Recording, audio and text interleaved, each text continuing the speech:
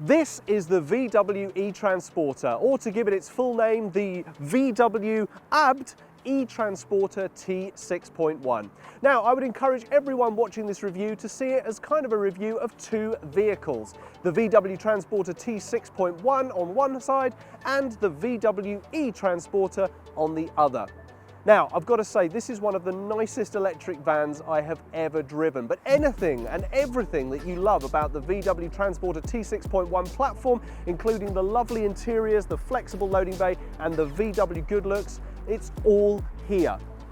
It's one of the nicest electric vans I've ever driven, and so with that, in the beginning, the very intro of this whole review, let's crack it open and give it its very own Vanarama road test.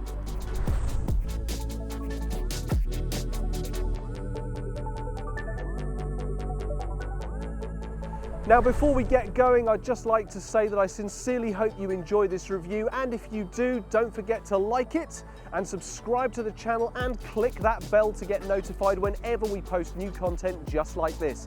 And if you are in the market for a brand new van, car or pickup truck, don't forget to head to vanarama.com and check out the deals. Now, with all that said and done, let's start at the front where we always do. So here we are at the front of the VW ABT e-Transporter T6.1, and well, I mean, look, it's a great looking vehicle. There is something about the VW badge, that big saucer shaped badge, that just, I don't know, it oozes quality. And I mean, it's probably one of the most attractive front ends in the medium van sector right now. I mean, look at all this lovely chrome that kind of sweeps across the side and into the headlights. It's just so cool. But there's two things to notice that I really do want to point out. Okay, so first of all, you've got the VW badge right there, and right next to it, you've got the ABT E. Now, I hear a lot of people say it's ABT. No, it's not, it's ABT. Why? Because that is the name of a German family, and it's a company name as well, and it's the company that VW have chosen to turn the VW Transporter into an electric van. So it's great that they've got their name flashed up over there on the grille. I mean, it's just beautiful. It's one of my favorite vans on the market, and I mean, the looks play a massive part. And those looks only get better when you get to the side. See what I mean? It even looks great from the side. And I have to say, the profile of the VW Transporter is, at the same time as being really functional, it also looks really fashionable. I mean, just look at this massive, great big area here. I mean, they could have split it into two panels because, you know, on the continental market, they might need the side sliding door on the other side, but it's not. It's just this great big area that is absolutely crying out for your branding. And it's just little things as well. Even the steel wheels at the front and the back of the vehicle look good. I mean, how the hell do VW actually make steel wheels look good? It's insane. And as I said, little details. Just by the headlight over here, you've got the Transporter logo down the side, just so you know that you're riding around in one. They are incredibly cool vehicles, and it doesn't stop just with these big panel areas. They've even got the hinges on the outside look cool. How on earth do you manage to make this vehicle look so cool in so many different ways? It absolutely boggles my mind. So there you go, look, this is the side profile. You can see there's loads of room for branding. There's nice kind of, you know, details on almost every conceivable surface, and it just looks great. Let's head round to the loading bay so that we can show you where this vehicle excels in terms of practicality. Oh, and it's just nice to see that even at the back end, you get all these nice little details. I mean, look, you've got the nice VW badge here, ABT, get another shout out right here, and just look at the rear lights. They look really cool. Like, instead of just having kind of like light, you know, indicator and all that kind of stuff, it's just, they've got kind of cool shapes. It's all geometric. It's very, oh, what was it they said in journalism school? What was it? Bauhaus, that's it, Bauhaus modulation, which is a bit flouncy and a bit flaunty, so I'm just going to, you know, move past that quite quickly. One thing to check out, reverse parking sensors all the way along the bottom bumper there. Very useful, and actually that flashes up a display which is kind of like a sonar display in the middle, just shows you how close or how far away you are from things, which is really nice and useful. And up here as well, the doors, I mean, look, they've got another space here that is absolutely crying out for your branding. Right, so let's get them open. Standard 50-50 door split here, no tailgate unfortunately, which some people might say is sacrilege on the back of a Transporter, but actually I think work really well. So they open up to their standard 90 degrees. As you can see, there you go, that's the aperture open, and if you disengage the door locks just by pressing here, they open up to their full 180 degrees. And there you go, that is the aperture. Now all the dimensions are going to start flowing around me, you know, the width, the height, the length, all of that, and even the payload, which is probably one of the only areas that the vehicle has had to compromise apart from range, although we'll get to that later. So the payload in this particular version, the electric transporter, there you go, door, just stay right nice and open, is just over 900 kilograms, which is still very functional and very practical. It's a great looking loading bay with lashing points up and down each side, and it's also quite nicely lined on the side as well. Now, you'll notice that's metalwork. It's not been ply lined, but if you lease a vehicle from Vanarama, including this one, we will ply line it for you absolutely free of charge. So there you go, you're not going to be damaging the metalwork, you're not going to have to worry about all that kind of stuff because the wood is going to take the brunt of any force or impact or things sliding in and out. I'll also make just a little point here, sliding things in and out in a VW Transporter is very easy thanks to its loading lip, i.e. there isn't really one. And it's also very low to the ground, which means things are incredibly easy to slide in and out. So there we go, that is the loading bay of the VW Transporter. I want to go and show you a few other bits just before we hop into the cabin, because the cabin really does have to be seen to be believed. Let's close this up and head around the side of the vehicle to take a look at the sliding door and the charging ports. Oh, these damn license plates. And just another look at that gorgeous profile right down to the side sliding door, which again is another hallmark of VW build quality. The door opens really nice and smoothly and locks in place. It's not going to go anywhere. The dimensions of the side sliding door's aperture, they're all going to be shown up. Just check out that the minimal bulkhead intrusion is another sign of VW's build quality. It's not intruding too far in there, and you've actually got a really good width to get things in and out from the side. Now, while we're here, it is worth pointing out that this is where the filler cap would usually be on this particular vehicle, but underneath this instead, because this is the electrical version, you've actually got your AC port and your DC port there. And now you're back with me, which means it's only time to shut up the filler cap, shut this door right here, shut this one right here, and get into the cabin and show you where the VW Transporter really shines.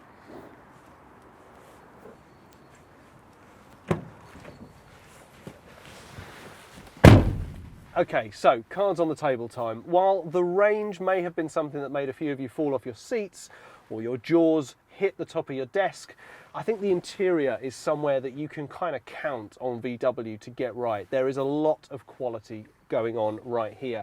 Now, VW don't seem to be able to get away from the whole kind of, kind of dark grey plastic up here and light grey plastic up here, but I'm not going to hold it against them because actually the interior of the T6.1 has been improved and does show marked improvements on previous versions of the Transporter. Now let's just take a look at this steering wheel. It is absolutely wonderful. It's really nice and rounded with this sort of leather. It's got chrome detailing, it's got controls all over it. It's done something that the Mercedes-Benz e-Vito didn't. With the e-Vito, all the controls have vanished off the sides of the steering wheel, but on the e-Transporter, you've got loads of controls. You've got all your menu controls up here, voice control, you've also got your volume control and your phone controls on this side as well. It's just absolutely covered. It makes you feel like you're at the helm of a space shuttle. Absolutely superb. Now, behind that, you've got your dashboard instrumentation, and that is a big change because, of course, this is the electric version. So when you turn the key in the ignition, you get the nice little bit of chiming there, and the range starts to count up to indicate how far you can actually drive this vehicle. So at the moment, it's just ticking up. It's going up, 26, 27, 28, 29, tick, tick, tick, tick, tick. And when you're eventually ready to turn the vehicle on, you just put your foot on the brake, flick the key up once, and it goes up into its ready position, straight up to the top of the dial. And what it shows you there, it shows your charge, it shows whether your power usage is normal, and it also just gives you these nice little bits and hints of tips. If, basically what a vehicle like this is trying to do is conserve its charge. And this vehicle is always flooding you with information so that you can basically drive in a way that preserves its charge, which of course goes hand in hand with having a slightly lower range than other electric vehicles on the market. Okay, so on the left-hand side, you've got all that electric information over there, and on the right-hand side, you've got your speedo and also another little charge indicator down the bottom, and in between those two dials, you've got your standard driver information display, which shows you range, electricity consumption.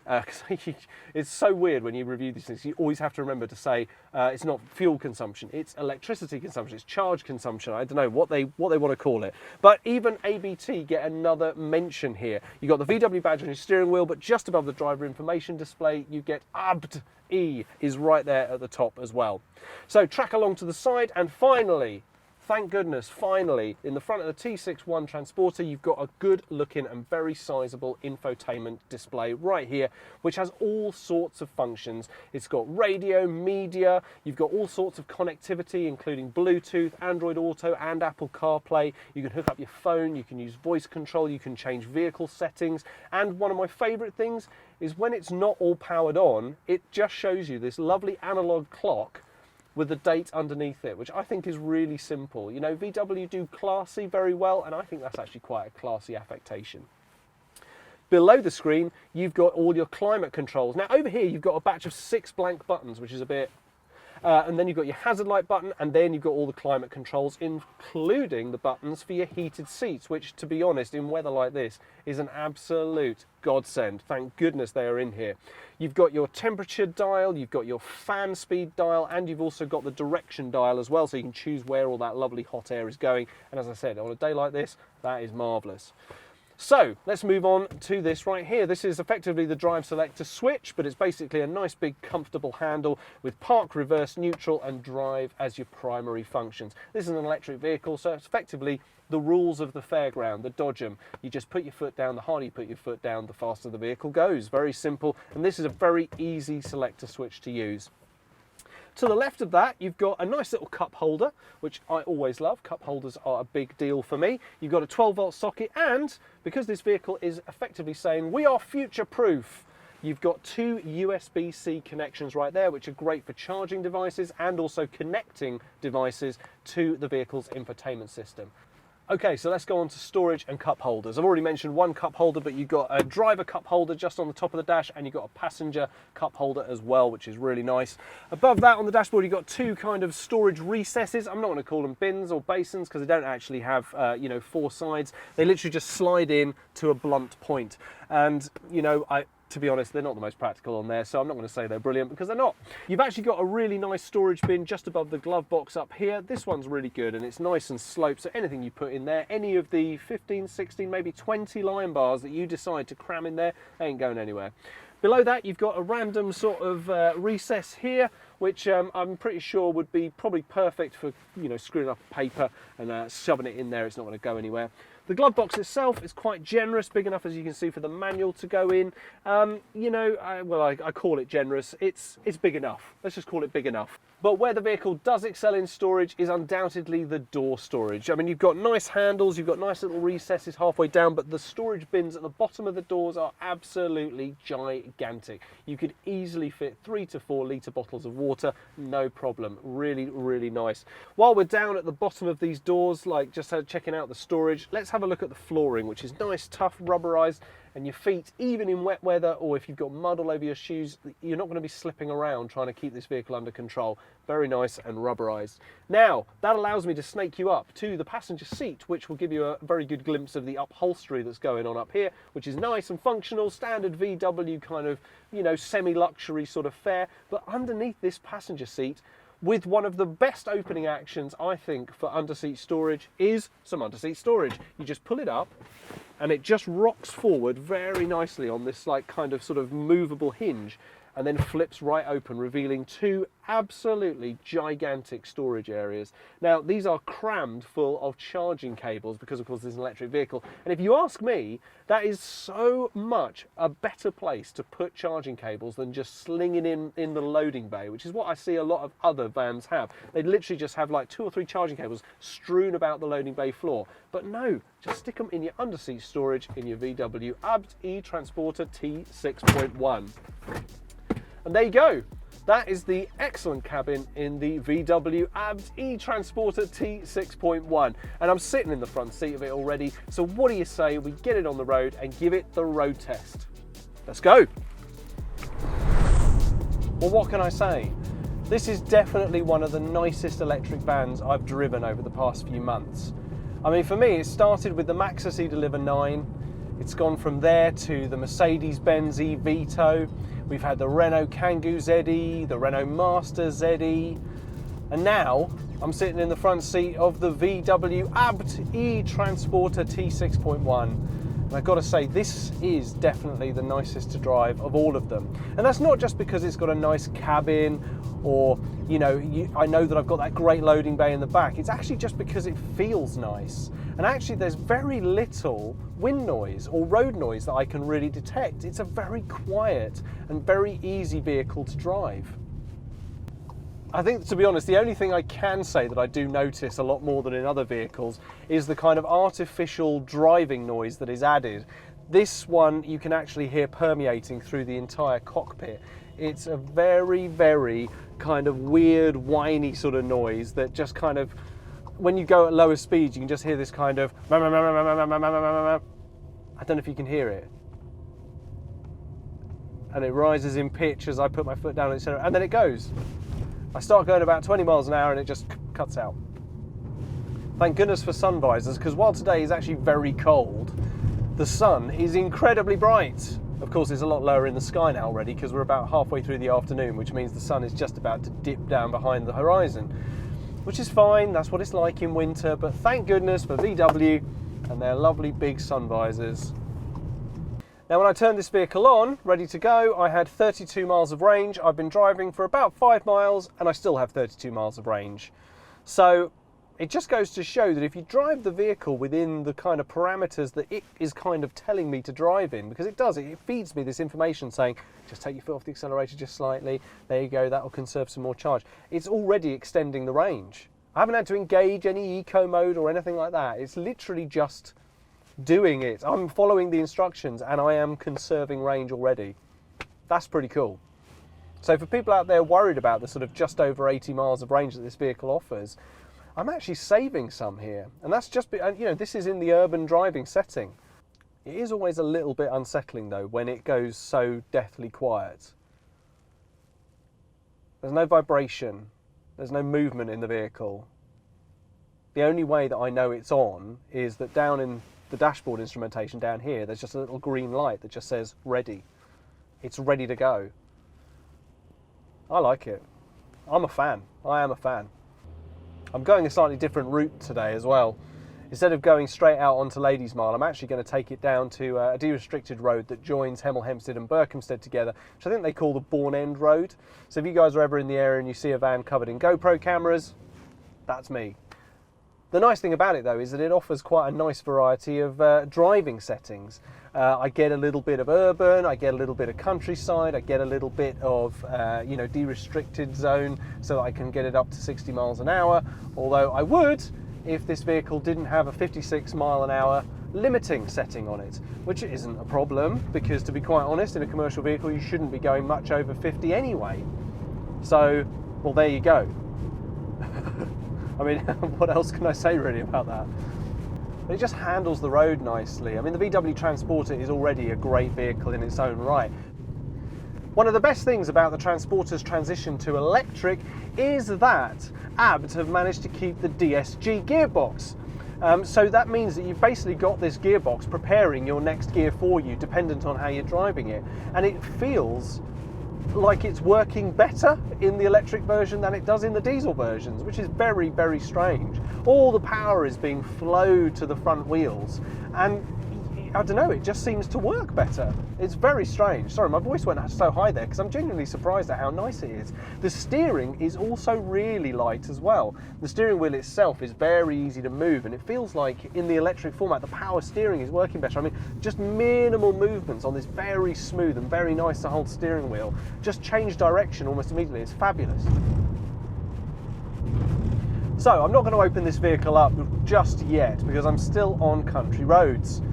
Which means that at the moment my speed limit is 40 miles an hour, but that's absolutely fine. It's almost Dodgem-like in its controls. Just push your foot down harder to go faster, keep it about where it is just to maintain speed. It's very, very cool. Like I said, this is really easy and almost effortless to drive. Interestingly, the accelerator has kind of a two-click function. You've basically got VW saying, look, up to a certain point, just put your foot down on the accelerator, and then there's a kind of resistance. It's actually almost a stop. it stops the pedal from going down any further. And that is basically where you're supposed to be using the accelerator to keep the charge in line with the readout for range, which, by the way, I've been driving for quite a while now, has only just dropped to 31 from 32, despite the fact that I have covered way more than a mile of urban driving. If you want to go even faster and open the vehicle up to its absolute full capacity, 110 brake horsepower, mind you, then you actually have to physically push past a kind of stop and engage the accelerator to its fullest extent. I'm going to do that when I get to the de-restricted road, which is just up here, because, well, it's an electric vehicle, so as you'd expect, the distribution of power to the front wheels is instantaneous. Now, everyone was very excited when they've got into their first Tesla and gave it some welly, and just how quickly the vehicles burst into life.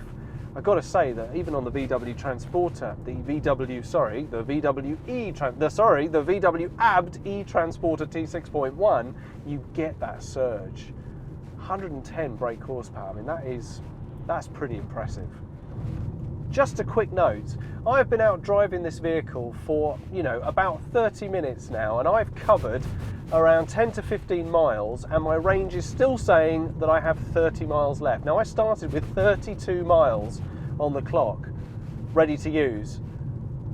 That's pretty cool. Like, the range is only 2 miles lower than when I started. Just goes to show that if you follow the instructions and you drive these things within their limits, that you can absolutely eke out more range. It's amazing. Okay, so I'm onto some de-restricted road here. Just my foot is right on the stop, basically where the accelerator pedal meets some resistance. Range is dropping a lot faster now, but not massively. We're down to 27.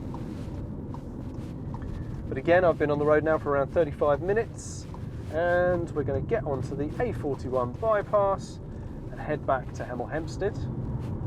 But it does also mean that I can open the engine up slightly. I can open the powertrain up slightly and go past that stop. Okay, so here we go. So I'm just going with the road, basically up at normal acceleration, and that's it. I'm just up at the stop. But what happens if I put my foot down on the accelerator? Nothing, because I'm already at 60 miles an hour, and of course this vehicle is speed limited. So yeah, let's not be too overexcited about how fast this vehicle can get up to 60 miles an hour, because I am now limited on my speed. It's an interesting choice putting a limiter in a vehicle like this. The acceleration up to 60 miles an hour is very, very fast. Once you get there, it does feel like you want to be able to push it just that little bit harder. Even going down a hill doesn't add any speed to it. The vehicle is actually kind of holding it back.